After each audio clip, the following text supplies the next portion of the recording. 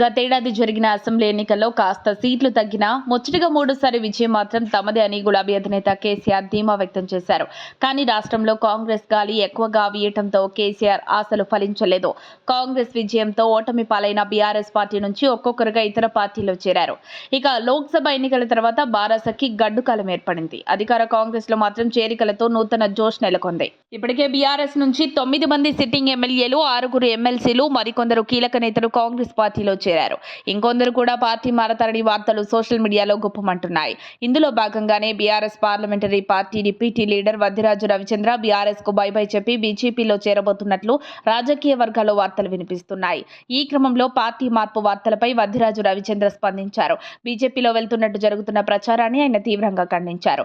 బీజేపీలో తాము చేరుతున్నట్లు, BRS parliamentary party విలీనమవుతున్నట్లు కొన్ని పత్రికలు, ఛానళ్లలో వెలువడుతున్న వార్తలు, కథనాలలో ఏమాత్రం వాస్తవం లేదని కొట్టిపారేశారు. అవి అభూత కల్పనలు అని ఎంపీ రవిచంద్ర కొట్టిపారేశారు. టీవీ ఛానల్స్ కొని బీఆర్ఎస్ ప్రతిష్టను దెబ్బతీసేందుకు, బలహీనపరిచేందుకు అదే పనిగా నిరాధారమైన, వాస్తవ విరుద్ధమైన కథనాలను ప్రచారం చేయడం తీవ్ర విచారకరమని ఎంపీ వద్దిరాజు ఒక ప్రకటనలో పేర్కొన్నారు. తాము బీఆర్ఎస్ అధినేత, తెలంగాణ తొలి ముఖ్యమంత్రి కేసీఆర్ నాయకత్వంలోనే ముందుకు సాగుతామని ఎంపీ రవిచంద్ర స్పష్టం చేశారు. బీఆర్ఎస్ 4 ఎంపీలు ఎవరూ బీజేపీలోకి వెళ్లరని, ఇది మైండ్ గేమ్ పాలిటిక్స్ అని ఆయన తెలిపారు. దీంతో బీజేపీలోకి బీఆర్ఎస్ రాజ్యసభ ఎంపీల చేరికపై క్లారిటీ వచ్చింది. ఇప్పటికే హస్తం పార్టీలోకి భారీ వలసలు జరుగుతుండగా బీజేపీలోకి మాత్రం చేరికలు జరగటం లేదు. దీంతో తెలంగాణలో కాంగ్రెస్ జోరు, బీజేపీ బేజారు అన్నట్లుగా రాజకీయం రంజుగా మారింది. మరిన్ని అప్డేట్స్ కోసం మా కాయ్ టీవీని సబ్స్క్రైబ్ చేసుకోండి.